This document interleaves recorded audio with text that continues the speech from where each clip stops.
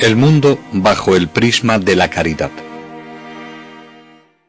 Comenzó a escribir lo que luego titularía La Apología del Trapense el 19 de septiembre de este año 1934, y lo terminó a finales de mes. Lleva casi 4 meses fuera del convento. Lo comienza con la frase: «Sea Dios en todas las cosas». Aunque él no lo dice, parece que Rafael desea defender su propia vocación, tan en contraste con el mundo que ahora le toca vivir. Lo que dice tiene mucha aplicación para nuestro momento actual, y el contenido puede ser vivido por todo cristiano desde su propia vocación, como veremos que él le dice en una carta que escribe el día 30 de ese mismo mes a su abuela materna. Si Rafael, antes de ingresar en la trapa, ya se sentía atraído por Dios y le quiso poner en el centro de su vida, durante sus 4 meses de estancia en el monasterio, Dios le hizo ver algunas cosas que antes no veía, y ahora, en algunos de sus escritos, descubrimos a un buen conocedor de la vida espiritual y del discernimiento de espíritus, que emplea primero para sí mismo y para valorar lo que le rodea a la luz de Dios. Porque lo que en él destaca sobre todo es su vivencia de lo absoluto de Dios. Se siente penetrado e inundado de él, y por eso puede decir: primero Dios, siempre Dios, y únicamente Dios. Él lo es todo y lo llena todo. Dios me inunda. Yo pertenezco a Dios. Mi fin es Dios, y Él es el único que puede llenarme por completo. Todo lo demás no lo necesito, y me es completamente innecesario. Desde esta vivencia es como él ve la vida y el mundo. Ve todo a través de la fe, desde Dios, con mirada de eternidad. Y desde esta perspectiva piensa sobre los afanes y preocupaciones de esta vida, sobre su brevedad, sobre el propio cuerpo y las riquezas que son efímeras y miserables. Los temas que más se destacan en este escrito son Dios, el mundo, el silencio y la oración. Todo ello relacionado y enraizado en la vida y ocupaciones de los hombres. Empieza por dejar muy claro su condición de trapense, pero al mismo tiempo hace ver que el monje es un hombre como todos. Soy trapense, y como trapense siento, veo y discurro. El trapense no es ninguna cosa rara. No es nada excepcional ni extraño. El trapense, en primer lugar, es un hombre como todos. Es una criatura de Dios como lo son todas. Tiene sus miserias, sus flaquezas, un cuerpo con el que lucha y un alma que tiene que salvar. Dios le exige una serie de cosas que son sencillas y agradables de cumplir aquí en la tierra. Lo principal de todo es que el trapense no quiera más que lo que Dios quiera, que Él sea su única ocupación, su único deseo, su único amor, que esté lleno del Espíritu de Dios y que todos sus actos en la vida sean dirigidos exclusivamente hacia Él, hacia su mayor gloria y en su nombre. Como se ve, la ocupación del trapense es bien sencilla. No necesita grandes estudios ni preparaciones. Basta solamente una cosa: amar a Dios sobre todas las cosas. Y eso es tan agradable, es tan dulce. Es la más agradable de todas las ocupaciones. Es la más divina, la más útil. Es una cosa bien sencilla. Amar a Dios y dejarse amar por Él, nada más que eso. Pero esa ocupación del trapense en su monasterio pasa desapercibida en el mundo, pues el mundo, tan ocupado en otras cosas, esa no la comprende. El mundo no ve más que lo externo. Ve la vida regalada y muelle, el comer bien, el hablar, En una palabra, lo que atañe al cuerpo. El cuerpo para el trapense es un poco de barro que no le merece atención, le estorba, le trata mal y lo domina. ¿Qué más da el cuerpo? Pero en cambio el alma, esa procura tenerla limpia y resplandeciente, libre del todo de los apetitos humanos. La tiene quieta y en paz, reposando en Dios y cantándole a la Virgen. Y eso el mundo no lo ve, porque no puede verlo, porque no le interesa, porque el mundo es así, es el mundo. Después de la experiencia que ha vivido en la trapa, donde todo, absolutamente todo, está orientado buscando la mayor gloria de Dios, siente lástima que el mundo viva tan ajeno a sus intereses. Cuando habla del mundo, Rafael lo ve como el conjunto de las fuerzas del espíritu del mal que se opone al reino de Dios. En este aspecto, está dispuesto a combatirlo con toda su existencia. Claramente se ve, pues, la incompatibilidad del amor a Dios con el espíritu del mundo. Pues veo claramente que el mundo es un enemigo de Dios, y con un enemigo de Dios no se puede hacer ningún pacto, por pequeño que sea, ni ninguna concesión. El espíritu del mundo se filtra en todas partes y sin darse cuenta entra en la familia, domina en la sociedad, en los juicios y opiniones, en las ideas e incluso en el modo de ver a Dios. Se filtra incluso en los conventos. Por eso, por esa sutileza que le caracteriza, es por lo que es peligroso. Se ve con frecuencia almas muy santas, pero aún dominadas en parte por el mundo. Se ve incluso en sermones y predicaciones, en seglares y en religiosos, y el que se deja influenciar por él no se da cuenta. ¿Qué reflexión tan real nos ofrece hoy el hermano Rafael a todos los cristianos? Seglares, religiosos y sacerdotes. Cuando vemos tanta apatía, mediocridad y falta de ilusión en la vivencia cristiana, ¿no será que nos está invadiendo el espíritu del mundo en este sentido negativo, y que no nos damos cuenta y razonamos para mantenernos con lo que no queremos romper? Los santos miran el mundo desde la orilla de Dios, y saben dónde está lo bueno, y dónde empieza a mezclarse el espíritu del mal.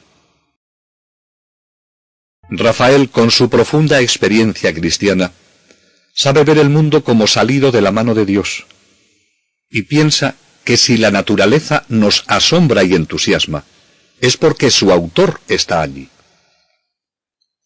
Yo veo a la creación muy hermosa. Gozo con las almas de los hombres que aman a Dios. La vida no es triste cuando se posee a Dios. El sol brilla. Me gustan las flores, los pájaros y los niños. Todo es un motivo de alabanza al Criador. El monje, aunque es verdad que llora los pecados de los hombres, también canta las maravillas del Creador. Es alegre y dichoso de ver la bondad de Dios reflejada en las criaturas, de palpar su misericordia y el amor de Jesús. También en el mundo hay cariños muy puros y alegrías muy santas. Precisa que cuando decidió ir a la trapa, no lo hizo por temor al mundo. No me fui a la trapa por temor al mundo, ni entristecido al ver que todo lo que se me daba era mentira y engaño.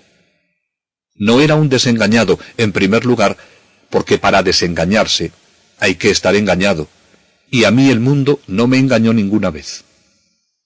Y en segundo lugar, apenas empiezo a vivir, pues los 21 años no creo que sean de una experiencia tal para que yo enfáticamente y con voz sonora diga: me voy al claustro porque soy un desengañado de la vida.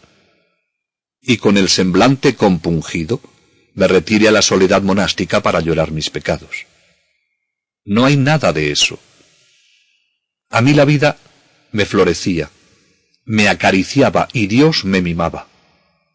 El mundo no me engañaba porque no podía. Yo veía claro, porque tenía a Dios de mi parte. Soy un carácter alegre y feliz. No he tenido apenas tiempo de conocer el mundo. Lo vi de cerca y nada más. Eso es todo. Y sin embargo, me fui a la trapa.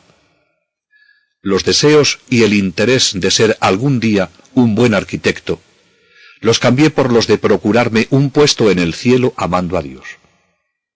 El regalo del cuerpo con todos sus cuidados, como vi que eran un poco de barro y que no merecía la pena de ocuparse de él, concentré mi atención en mi alma que es inmortal.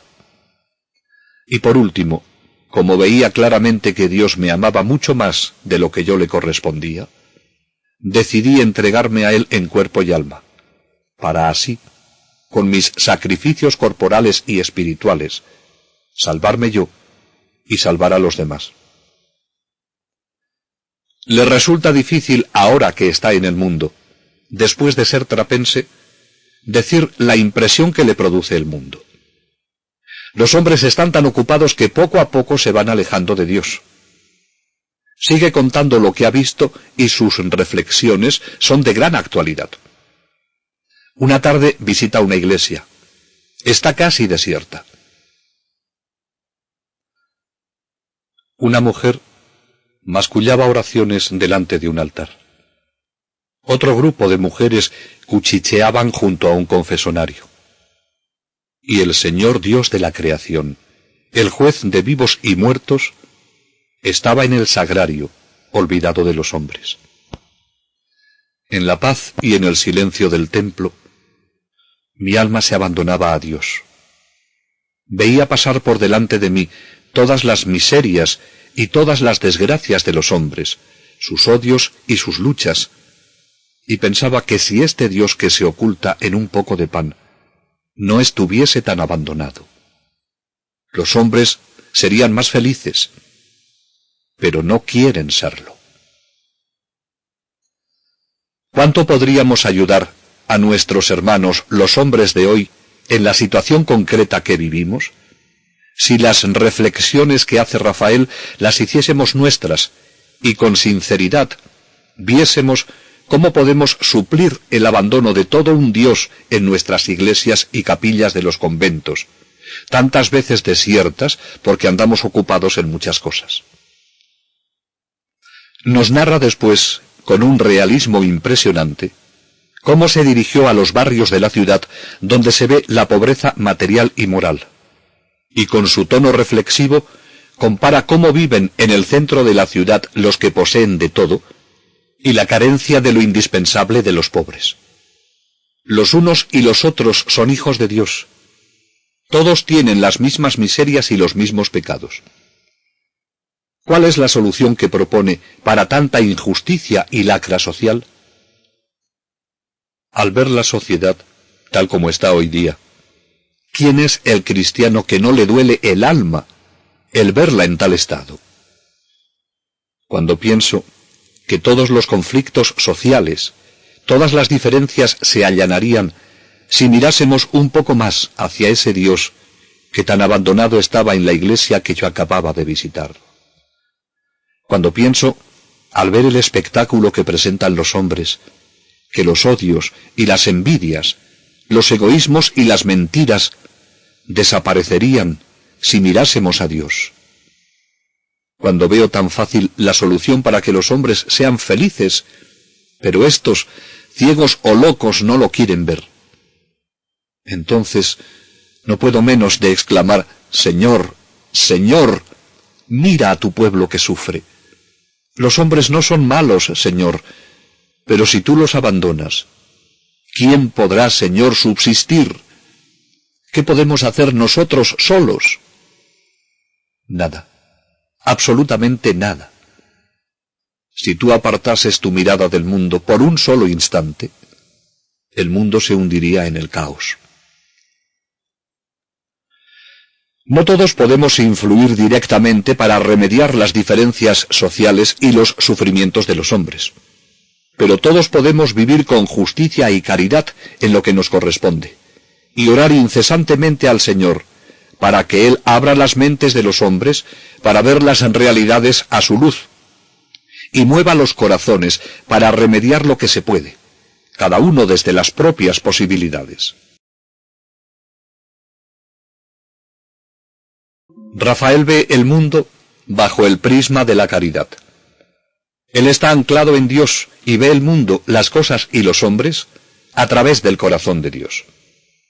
Por eso puede escribir a su abuela Fernanda en este mismo mes de septiembre unas reflexiones sobre este mismo tema que hoy nos son muy necesarias a todos, ya que para todos los cristianos habla.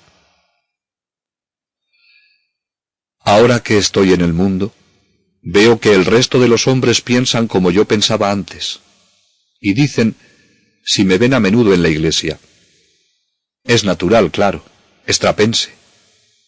No voy a cines y teatros y dicen lo mismo. Claro, como estrapense no puede. No debe ir, es lógico. Esto no es para un fraile. El mundo es así. Pero yo, al ver esto que pasa, pienso, pero bueno, Dios no es lo mismo para mí que para ti, que para el de más allá. No murió Jesús para todos los hombres. No está en el sagrario esperándonos a todos. Entonces, ¿por qué vamos tan pocos a hacerle compañía? Yo creo sinceramente que el mundo ha perdido la cabeza y lleva camino de perder el corazón, que sería peor.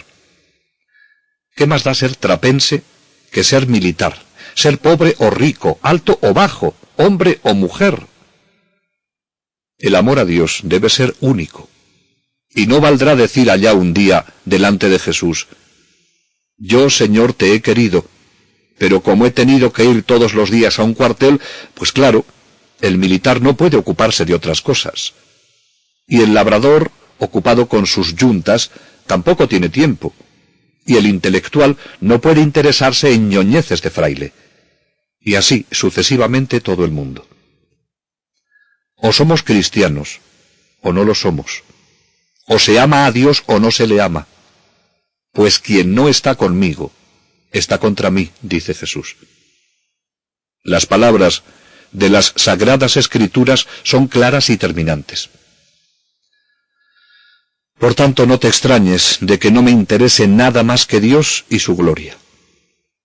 Lo que yo quisiera es que todo el mundo, toda la humanidad y todos los hombres sin excepción, mirasen un poco más hacia lo alto y contemplasen a Dios que nos está mirando y que nos ha de juzgar. No perdamos el tiempo, que queda poco, lo mismo a ti que a mí. Ya ves, he estado a un dedo de morirme y no he tenido miedo, incluso con alegría. Dios no lo ha querido, sea cuando Él quiera, pero lo mismo me da antes que después. Y mientras tanto, amemos la vida, porque Dios nos la da y hay que amarla, incluso con el sufrimiento y las penas. Alabarle sin cesar y en todo momento. ¿Ves el sol, el cielo y las flores que son criaturas de Dios y publican su gloria? Tienes un sagrario cerca, donde puedes hablar con Jesús para que Él te consuele en todo. En una palabra, tienes a Dios y la protección de la Virgen. ¿Qué más puedes pedir? No me digas que te falta algo, porque lo tienes todo. Así ve Rafael el mundo, y así desea que lo vean los hombres. El peligro que siempre ha tenido el hombre, pero que hoy lo tenemos más acentuado, es de, en lugar de estar anclados en Dios como Rafael, estar anclados en la tierra y mirar el mundo desde nuestros intereses y deseos materiales. Dinero, placer, diversión, poder. Todos somos peregrinos hacia la tierra definitiva, que es la que nos promete Jesús. Hacia ahí quiere mirar Rafael, y que miren y vivan los hombres, cada uno desde su vocación. Su amor a los hombres crece y se desarrolla su dimensión apostólica. Por eso escribe: quisiera ver al mundo entero postrarse ante el sagrario, ante la cruz, y en lugar de eso, ¿qué veo? ¿Para qué te voy a explicar nada? Ya lo sabes tú bien. Gran responsabilidad tenemos los cristianos si no hacemos algo por la conversión del mundo. Y todos podemos contribuir con algo. Mi salida de la trapa me ha hecho ver a la humanidad bajo un aspecto que antes no conocía. Es decir, viendo a los hombres como hermanos míos que no conocen a su padre. Pienso más en Trapense, y el trapense juzga con caridad. Esto es todo. Porque ha puesto a Dios en el centro de su vida, quiere a los hombres y desea que conozcan y amen a Dios. Al comprobar el ruido que percibe en el mundo, no puede menos de hablar de los beneficios del silencio. Desde que salí de la trapa no escucho más que ruidos. La única música que no me molesta es la plegaria. Pero esta en el mundo se oye poco. Todo lo demás son ruidos. Mucha gente me pregunta acerca del silencio de la trapa y yo no sé qué contestar. Pues el silencio de la trapa no es silencio. Es un concierto sublime que el mundo no comprende. Es ese silencio que dice: no metas ruido, hermano, que estoy hablando con Dios. Es el silencio del cuerpo para dejarle al alma gozar en la contemplación de Dios. No es el silencio del que no tiene nada que decir, sino el silencio del que, teniendo muchas cosas dentro, y muy hermosas, se calla, para que las palabras, que siempre son torpes, no adulteren el diálogo con Dios. Es el silencio que nos hace humildes, que nos hace sufridos, que al tener una pena nos la hace contar solo a Jesús, para que Él, también en silencio, nos la cure sin que los demás se enteren. El silencio es necesario para la oración. Con el silencio es difícil faltar a la caridad.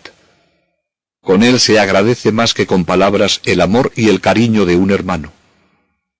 En una palabra, el silencio es el todo en la vida contemplativa.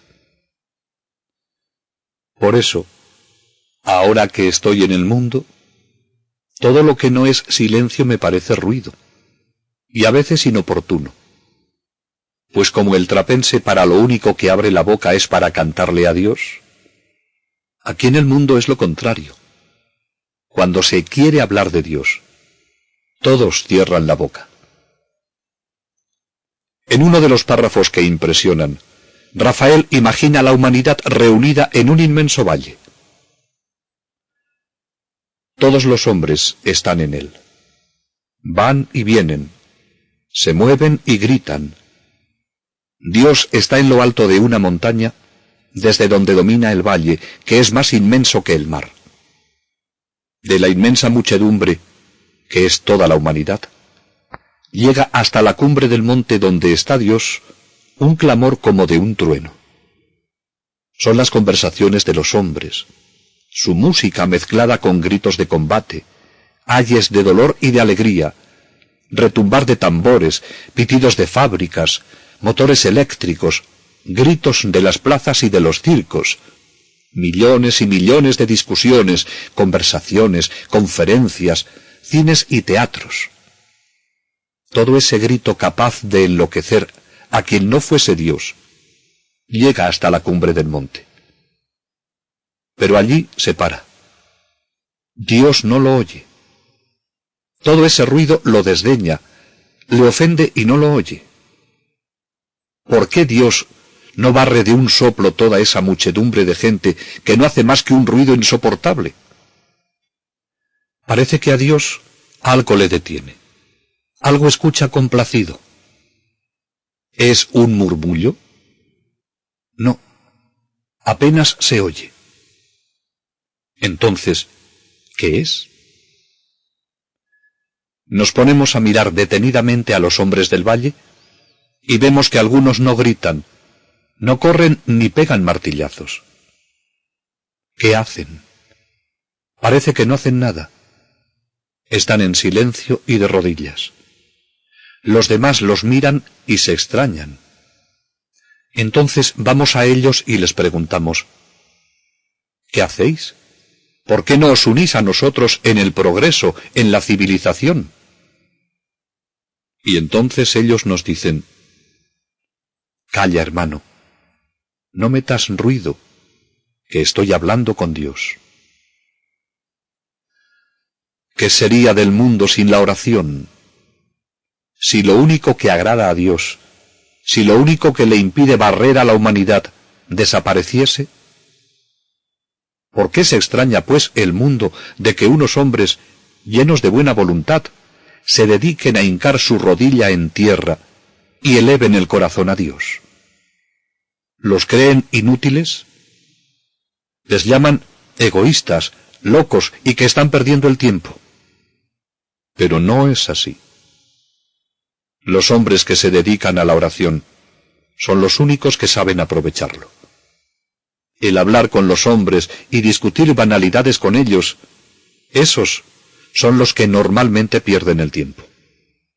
Algún día lo verán.